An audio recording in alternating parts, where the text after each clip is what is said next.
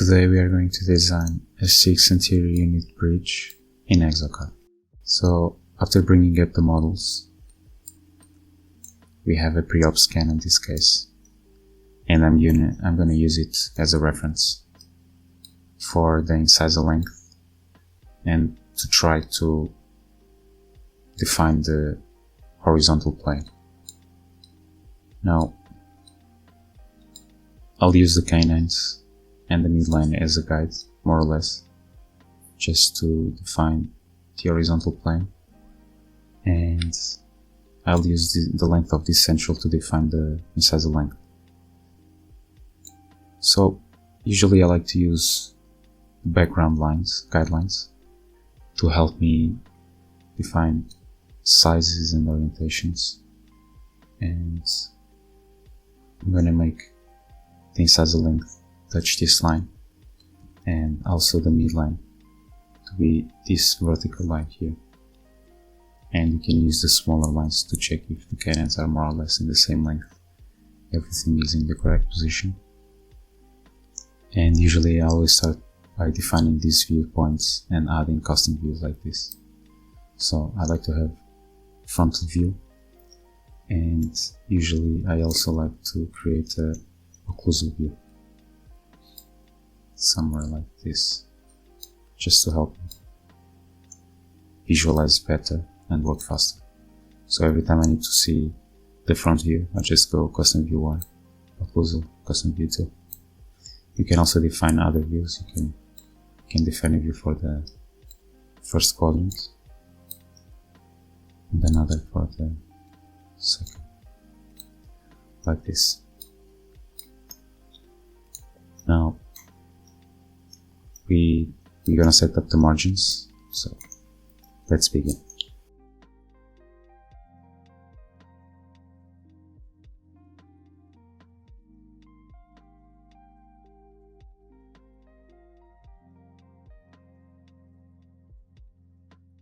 So usually whenever I'm setting up the margins, I like to use the least amount of points, because it's going to create a more smooth margin with less like zigzaggy look to it. Because if I define too many points, it's going to be harder to make a smooth line like I have on this example here. We want a smooth and consistent line. You don't want zigzaggy.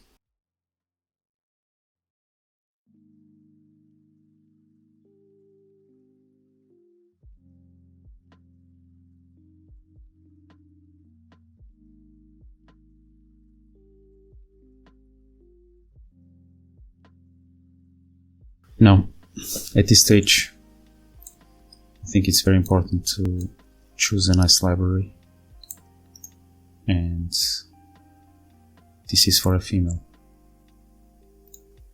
We should try to choose the most suitable library, especially if you have pictures, but we can also use her teeth as a reference, so they look a bit squarey and worn out, but we should try to achieve a more feminine kind of look. So you should just search around.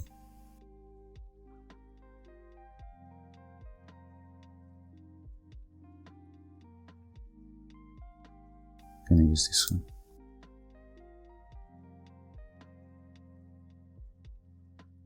So at this stage, we're gonna use the lines that we defined when we position the models, because as you can tell, the midline should be somewhere around here, probably a bit more here. You can add another custom view. It's already there, so now we're going to use those guidelines to position the teeth.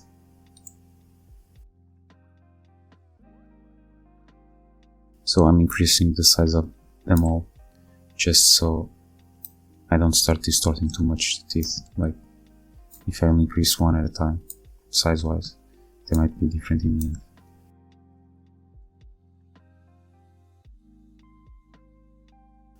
Always use the pre-op as a reference for volumes and contour, because you don't want to go too much out and trying to maintain more or less the same arch.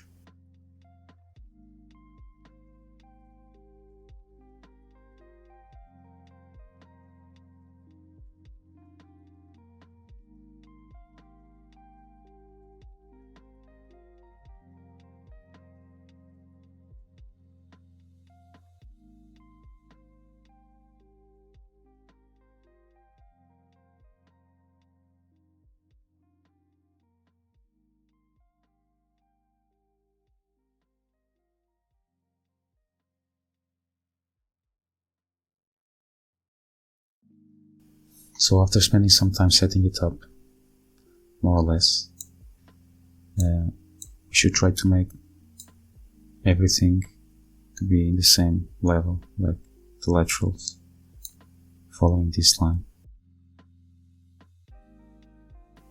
here, probably the cannons being more or less at the same length. Always check if the corridor is going the right way. Okay. Now once you are happy with the positioning,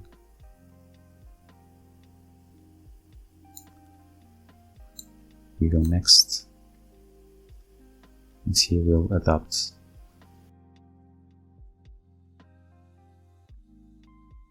This is looking very weird right now, but we're gonna adjust it, and then you can adjust like this side, for example, and then copy to the other side to make sure everything is looking right.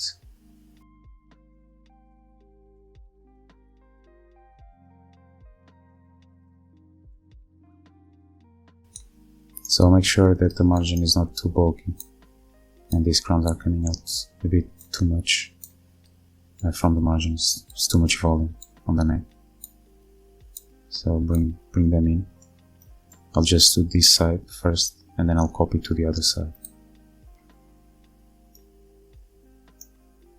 to have a more flushed look. Because look at this one, it's too much volume. And always use the viewpoints to help you and to make things faster, to go into each position.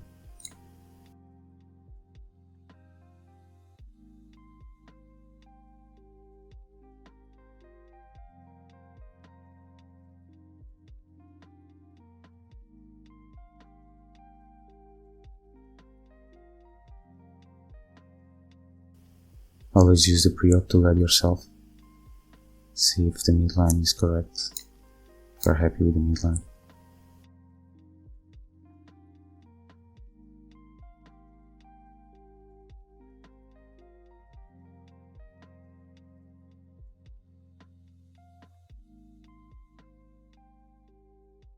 Whenever you want to do line angles, I like to go with the thin tool. So you go with the thin tool and you make not very strong strength, and then brush size is quite big, and then you can do very subtle, like with this one, adds and remove. You can do very subtle line angles whenever you want to define a line angle.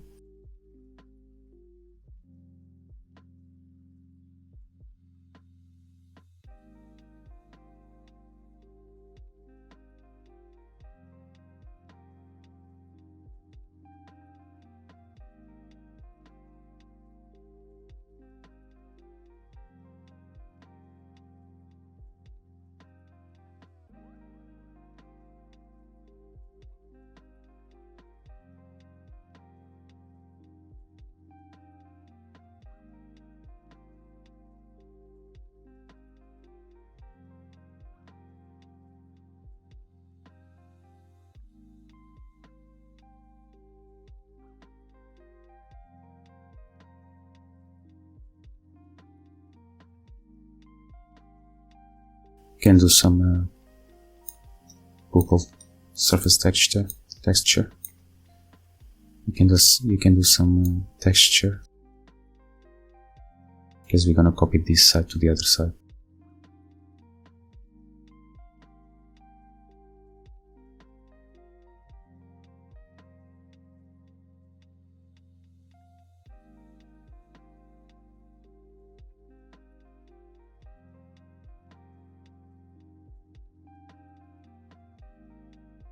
So as you can tell, my canine is too bulky compared to this one.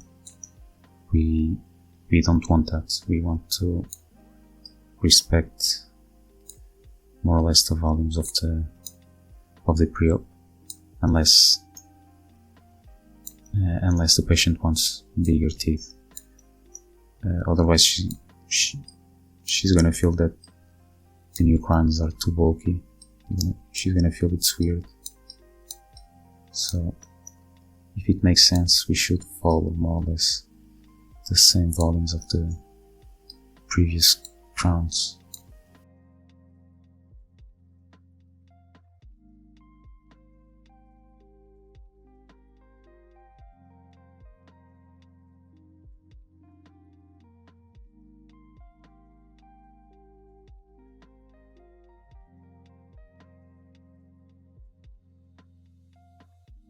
So once you are happy with one side, now we should try to copy this one to this side. Instead of trying to manually adjusting this side to look like this, we just copy it. So we go to expert mode and we go this one, copy tooth, mirror, select the crown you want, replace it, go to custom view always. Now you place it.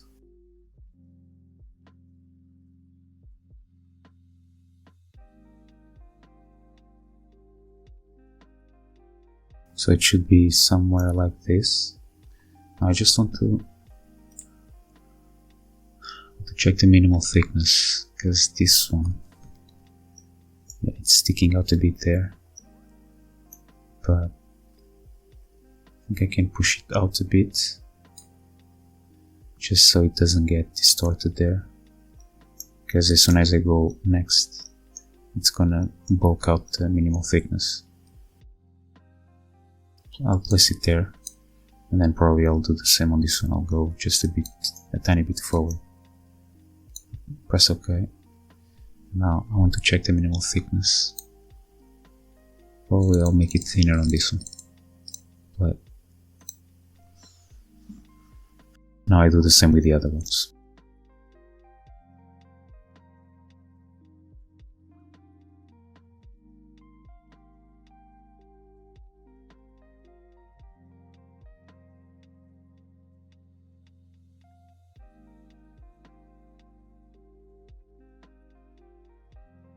So as you can tell, the gap on this one is just too big, so we're gonna increase the size of this one just a tiny bit, and then we're gonna bulk up on the lingual sides of it.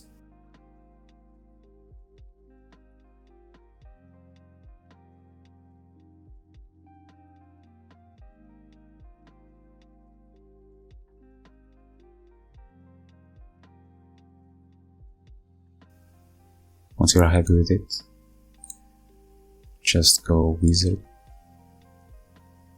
Now before that we need to adapt.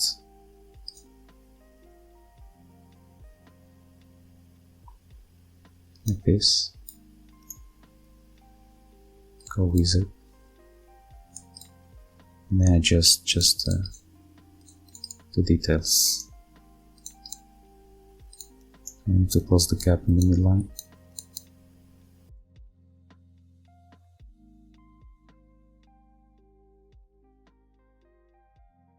Just adapt the margin there, because it seems to be too long on this side.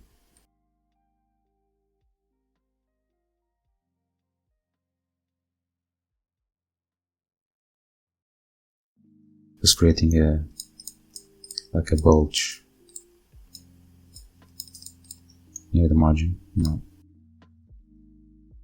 We just sort out the minor details now. Like this. Close the gaps.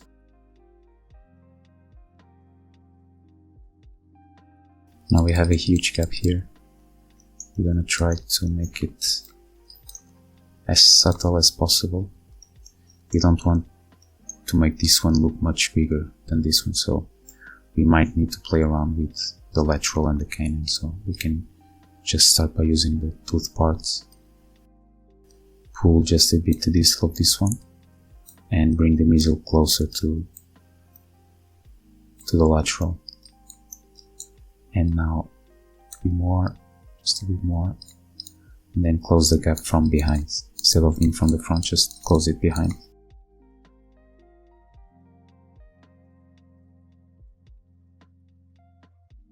As you see, you define the views is so much faster and easier to go everywhere you want. Imagine being like here and trying to check the front and trying to place it on the line. It's too much time. Now we close the distal one, the distal side of the cannon, like that.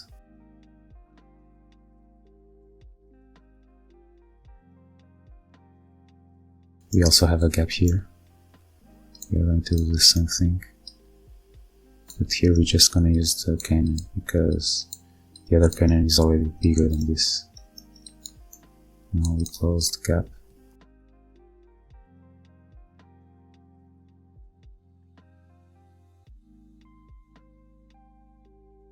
Just need to check the emergence profiles. This one might be with two outs, like this, and then we're gonna push out this just a tiny bit.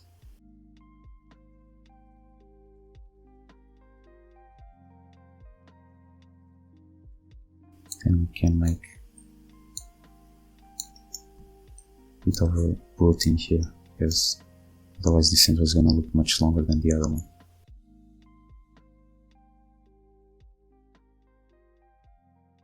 Like this.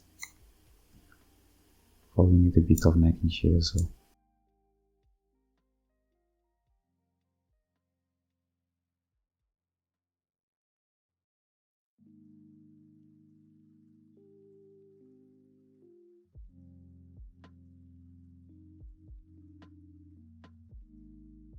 Now we need to see proximal contacts.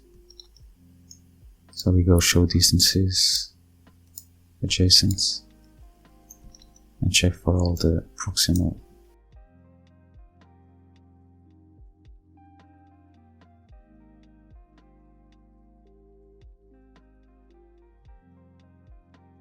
Like this, I like to make them a bit stronger at this stage. And then we use the adapt tool, proximal minus 0.01, and cut intersections. And this will ensure that after milling these crowns, you're gonna have a positive contact between them all. And then if it is too strong, the contact is just adjusted by hand. But at least you know that you're gonna have a contact. Otherwise, if it is the other way around, you need to add contacts. It's just such a nightmare. Now we have a bit of a problem here. We should just, might need to bring stuff out just a tiny bit, and we're gonna adapt.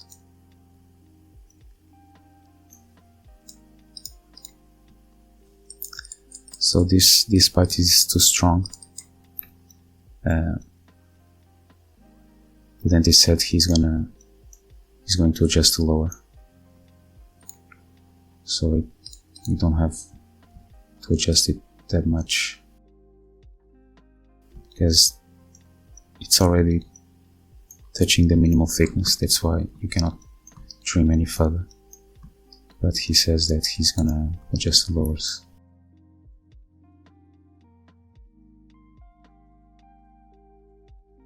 We have 6 crowns ready to be milled.